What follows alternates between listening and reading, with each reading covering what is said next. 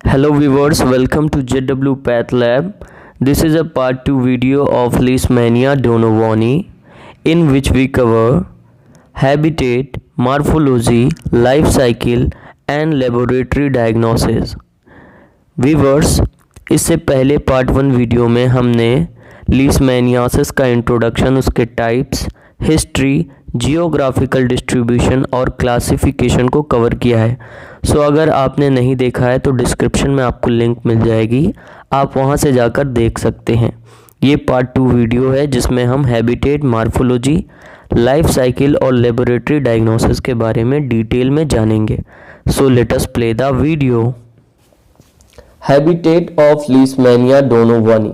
So viewers, अब हम जानेंगे लीशमैनिया डोनोवानी की हैबिटेट क्या है, कहाँ ये पाया जाता है। तो व्यूअर्स, मैं आपको पहले बता दूं, लीशमैनिया डोनोवानी या लीशमैनिया की स्पीसीज में दो मॉर्फोलॉजी की इसकी दो फॉर्म्स होती है। एक एमेस्टिगोट फॉर्म में पाया जाता है और एक प्रोमेस्टिगोट फॉर्म में पाया जाता है। तो एमेस्टिगोट और प्रोमेस्टिगोट दो इसकी मॉर्फोलॉजी है, दो इसके आकार है, संरचना है, तो इसीलिए इसका हैबिटेट भी दो होगा। एमेस्टिगोट फॉर्म जो है पाया जाएगा इन रेटिकुलो एंडोथेलियल सिस्टम्स में। रेटिकुलो एंडोथेलियल सिस्टम आप सभी को पता होगा दोस्तों, ये हमारा सिस्टम होता है जिसमें फैगोसाइटिक सेल्स होती हैं, जैसे मोनोसाइट और मैक्रोफेजेस, तो वहां पर ये दिखाई देगा। अगर हम बात करें मोस्टली फाउंड, अधिकतम ये कहाँ पाया जाता है एमेस्टिगोट फॉर्म, तो ये macrophages of spleen, liver and bone marrow. Bone marrow, liver और स्प्लीन के मैक्रोफेजेस में ये अधिकतर जो है पाया जाता है amastigote form. Now less found in skin, intestinal mucosa and mesenteric lymph node. न्यूनतम अगर ये कहीं देखा जाता है तो वो स्किन में, इंटेस्टाइनल म्यूकोसा में एंड मेसेंट्रिक लिम्फ नोड्स में ये कम मात्रा में पाया जाता है। नाउ प्रोमेस्टिगोट फॉर्म की हैबिटेट क्या है। Promastigote form is found in sand fly that is vector and in artificial culture that is triple N medium. Promastigote form इसका दोस्तों सैंड फ्लाई में पाया जाएगा और आर्टिफिशियल कल्चर में पाया जाएगा। Morphology of Leishmania donovani. So दोस्तों, अब हम जानेंगे लीशमैनिया डोनोवानी की मॉर्फोलॉजी क्या है। So it exist in two forms. ये दो फॉर्म में पाया जाता है। पहला है एमेस्टिगोट फॉर्म और दूसरा है प्रोमेस्टिगोट फॉर्म। एमेस्टिगोट फॉर्म राउंड और ओवल शेप में होता है, वहीं प्रोमेस्टिगोट फॉर्म स्पिंडल शेप में होता है। एमेस्टिगोट फॉर्म के हेड पे ही फ्लैजिलम अटैच है, जो कि शॉर्ट और एम्बेडेड होता है, इसीलिए हम इसे नगन मानते हैं और एमेस्टिगोट फॉर्म को ए फ्लैजिलर स्टेज कहते हैं। वहीं पर प्रोमेस्टिगोट फॉर्म में फ्लैजिला जो है अटैच होता है, जो कि लॉन्ग एंड फ्री होता है। अप्रोक्सीमेटली 15 से 28 माइक्रोमीटर इसकी लेंथ होती है और इसीलिए प्रोमेस्टिगोट फॉर्म को फ्लैजिलर स्टेज भी कहते हैं। देन दोस्तों, एक्सोनीम होता है। एक्सोनीम को हम राइजोप्लास्ट भी कहते हैं, जो एराइजेस होता है फ्रॉम काइनेटोप्लास्ट से and extend to the margin of the body. Basically दोस्तों, एक्सोनीम रिप्रेजेंट करता है फूट ऑफ फ्लैजिलम को। नाउ देन बेसल बॉडी होता है, दोनों में ही बेसल बॉडी एक्सोनीम सेम जो है इसके फंक्शन होते हैं। देन काइनेटोप्लास्ट। सो काइनेटोप्लास्ट दोस्तों एमेस्टिगोट फॉर्म में जो होता है वो रॉड शेप में होता है, लाइज होता है at the right angle to the nucleus और कंप्राइजेज होता है डीएनए के साथ। मतलब काइनेटोप्लास्ट में डीएनए मटेरियल्स मौजूद होते हैं। वहीं पे प्रोमेस्टिगोट फॉर्म में जो काइनेटोप्लास्ट होता है वो लाइज होता है transversely near the anterior and, और दोस्तों इसमें भी डीएनए के मटेरियल्स कंप्राइज होते हैं। Now in the amastigote form nucleus is larger and it is situated in the middle of cell. तो दोस्तों एमेस्टिगोट फॉर्म में जो न्यूक्लियस होता है वो लार्जर होता है और सिचुएटेड होता है मिडल ऑफ सेल में। In the promastigote form nucleus is small and it is situated in centrally and cytoplasm दोस्तों दोनों में ही पाया जाता है। सो ये था दोस्तों मॉर्फोलॉजी लीशमैनिया डोनोवानी की, जो कि हमने स्ट्रक्चर को इनुमरेट किया। अब हम दोस्तों इसके डिफरेंस को भी जो है एक बार रिवीजन कर लेते हैं। नाउ व्यूअर्स, इसके डिफरेंस को देखते हैं। So amastigote form is A flagellar stage, जिसमें फ्लैजिला नहीं होता है, डेवलप नहीं होता है। वहीं पे promastigote form is A flagellar stage, जिसके पास फ्लैजिला होता है। Now amastigote occurs in vertebrate host जैसे कि मैन, डॉग और मैमल्स। वहीं पे promastigote form occurs in sand fly that is vector and artificial culture में भी प्रोमेस्टिगोट फॉर्म पाया जाता है, जैसे कि ट्रिपल एन मीडियम कल्चर में। नाउ देन शेप की बात करते हैं। एमेस्टिगोट फॉर्म राउंड और ओवल शेप में होता है। 2 to 4 माइक्रोमीटर इसकी साइज होती है। वहीं पे प्रोमेस्टिगोट फॉर्म स्पिंडल शेप में होता है और 15 से 20 माइक्रोमीटर उसकी लेंथ होती है और 1 से 2 माइक्रोमीटर उसकी चौड़ाई होती है, विड्थ होती है। देन न्यूक्लियस एमेस्टिगोट फॉर्म का लार्जर होता है और सिचुएटेड होता है मिडल ऑफ सेल पे। वहीं पे प्रोमेस्टिगोट फॉर्म में जो न्यूक्लियस होगा वो स्मॉल होगा एज कंपेयर टू एमेस्टिगोट फॉर्म और सिचुएटेड होगा सेंट्रली। देन मल्टीप्लाई जो होता है एमेस्टिगोट फॉर्म में वो बाइनरी फ्यूजन के द्वारा होता है एट 37 डिग्री सेंटीग्रेड। वहीं पे प्रोमेस्टिगोट फॉर्म में जो मल्टीप्लाई होगा वो भी बाइनरी फ्यूजन के द्वारा होगा, लेकिन उसका टेम्परेचर होगा 27 डिग्री सेंटीग्रेड। व्यूअर्स, क्वेश्चन आता है what is the infective form of Leishmania donovani. So that is promastigote form is the infective form which is present in the midgut of female sandfly। तो प्रोमेस्टिगोट form ही इसका होता है जो कि infective form है, infect करता है और ये नेचुरली प्रेजेंट होता है फीमेल सैंडफ्लाई के मिडगट में। नाउ व्यूअर्स, अब हम इसका लाइफ साइकिल जानते हैं। So life cycle of Leishmania donovani completes in 2 host. 2 host में दोस्तों ये अपनी पूरी जीवन यापन करता है। पहला है डेफिनेटिव होस्ट एंड दूसरा है वेक्टर होस्ट।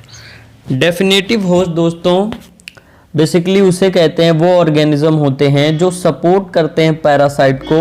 कोई भी पैरासाइट उस ऑर्गेनिज्म में आता है, मैच्योर होता है, सेक्सुअली अपना जो है मल्टीप्लाई करके अपने संख्या को बढ़ाता है, तो ऐसे जो ऑर्गेनिज्म होते हैं उन्हें हम डेफिनेटिव होस्ट कहते हैं।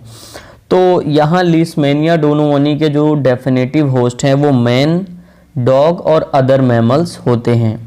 नाउ सेकंड जो होस्ट है जिसमें ये अपना जीवन यापन करता है वो वेक्टर होस्ट है।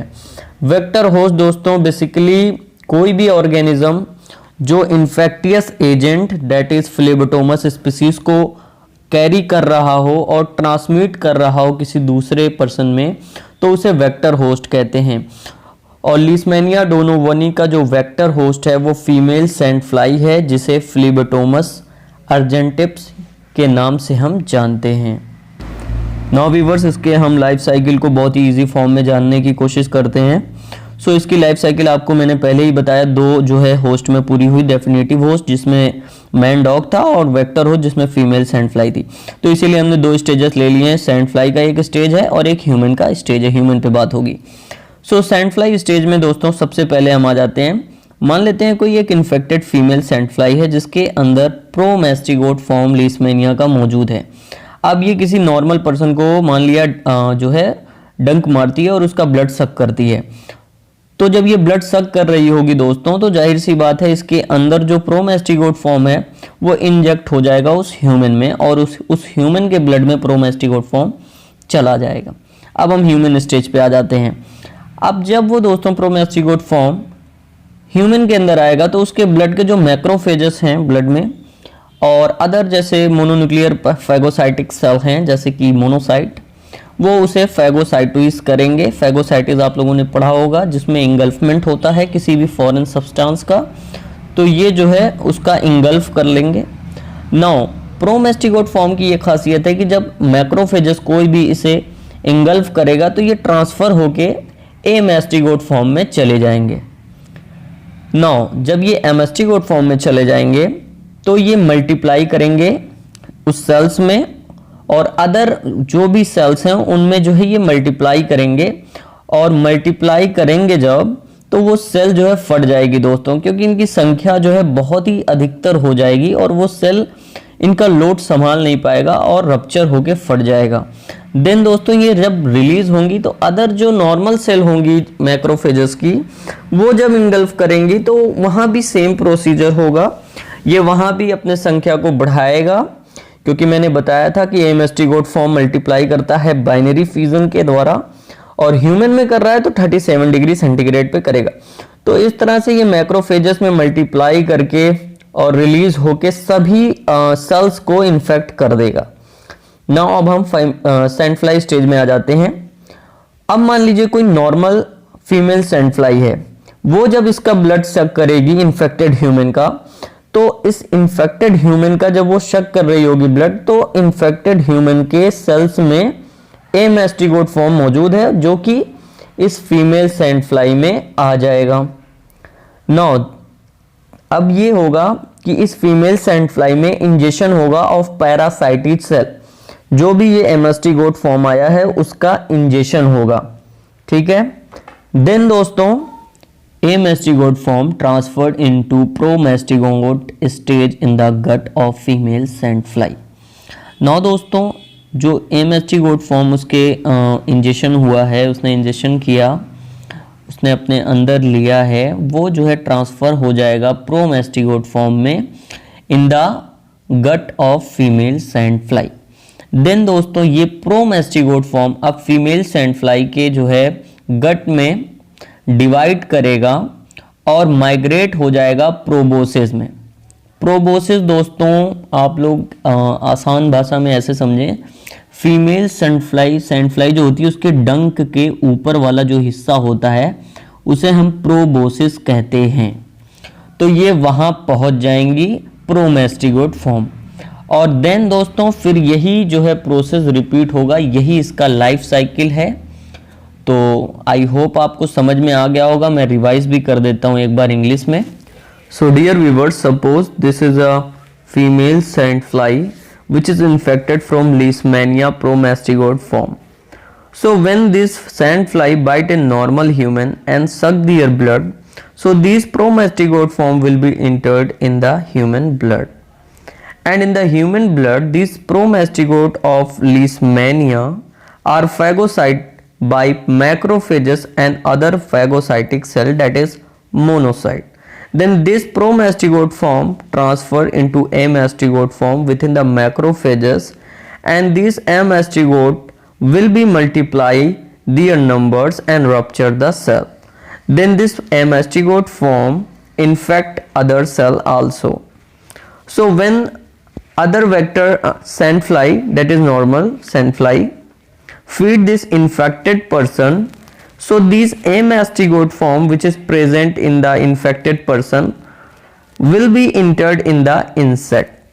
Then in the female sand fly, this amastigote form develops in promastigote form, and this promastigote form migrate to proboscis of female sand fly, and this process is continued. So this is the life cycle of Leishmania donovani.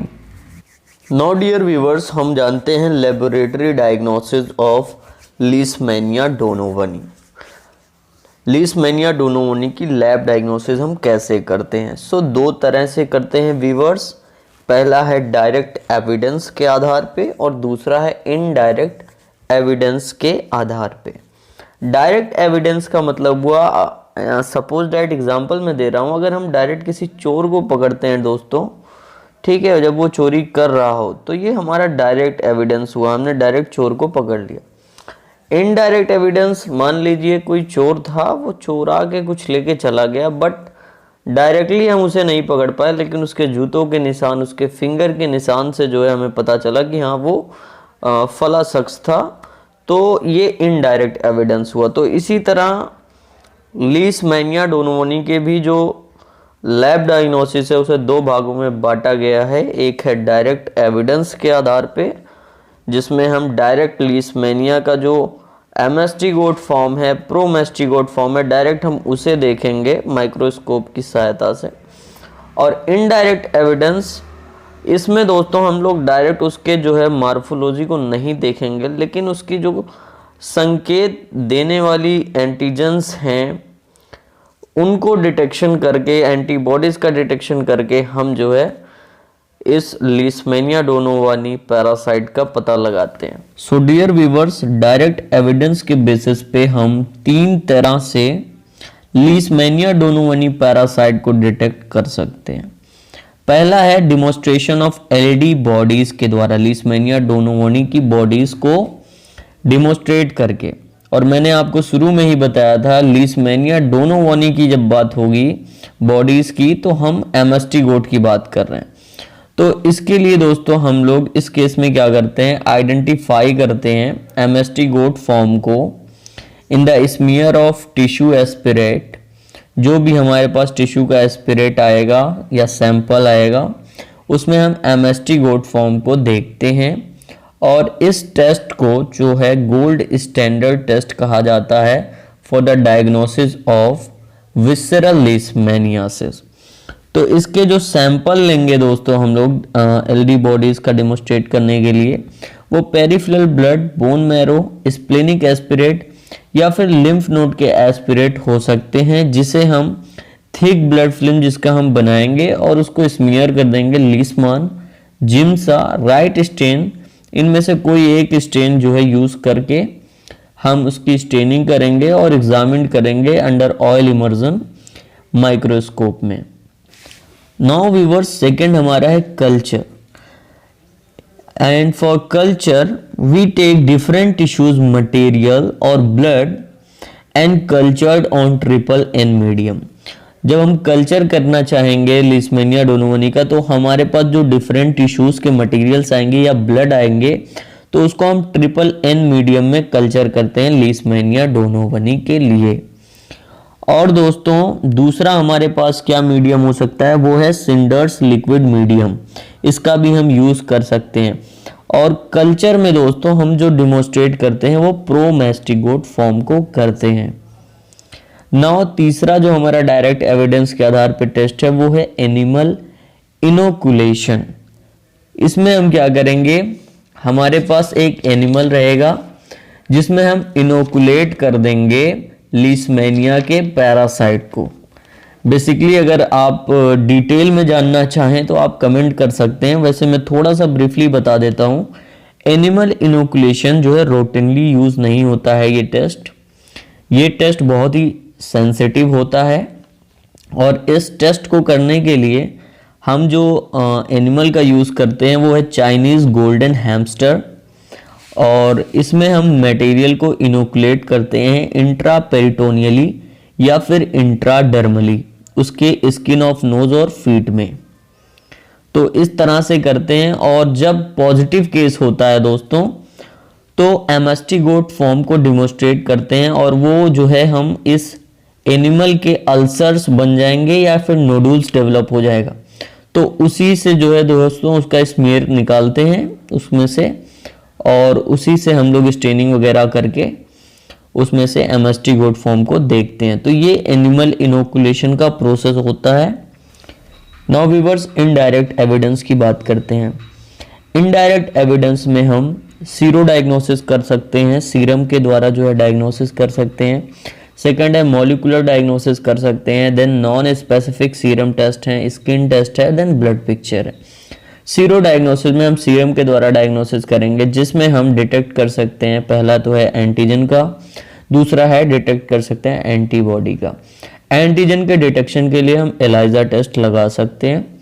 और अगर हमें antibodies का detection करना है तो उसके लिए CFT test होता है जिसमें हम यूज करते हैं WKK एंटीजन को। CFT का फुल फॉर्म होता है कॉम्प्लीमेंट फिक्सेशन टेस्ट। देन हम DAT टेस्ट का यूज कर सकते हैं जिसका मतलब होता है डायरेक्ट एग्लूटिनेशन टेस्ट। देन हमारा IFAT टेस्ट है। IFAT का फुल फॉर्म है इनडायरेक्ट इम्यूनोफ्लोरेसेंट एंटीबॉडी टेस्ट। इसी तरह हमारे पास CIEP जिसका मतलब होता है काउंटर इम्यूनो इलेक्ट्रोफोरेसिस। इस टेस्ट के द्वारा भी हम लीशमैनिया के एंटीबॉडीज का डिटेक्शन कर सकते हैं। देन डॉट एलाइजा है। देन ICT है जिसमें हम यूज करते हैं RK39 एंटीजन का।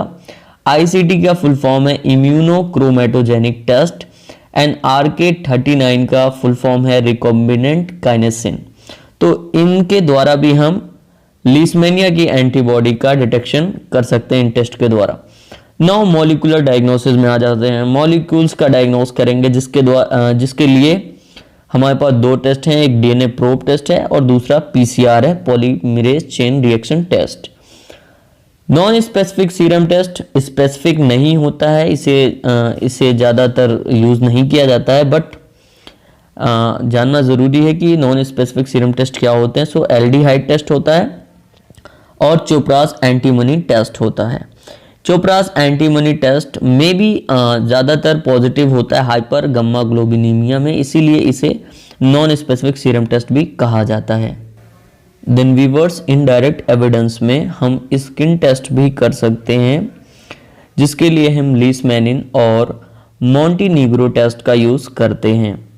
देन हम ब्लड पिक्चर्स भी कर सकते हैं। ब्लड पिक्चर टेस्ट में हमें एनीमिया देखने को मिल जाएगा। सेकंड, प्रोग्रेसिव ल्यूकोपिनिया, ल्यूकोसाइट जो है बहुत ही घटे हुए मिल सकते हैं। Then reverse albumin globulin ratio ये देखने को मिल सकता है।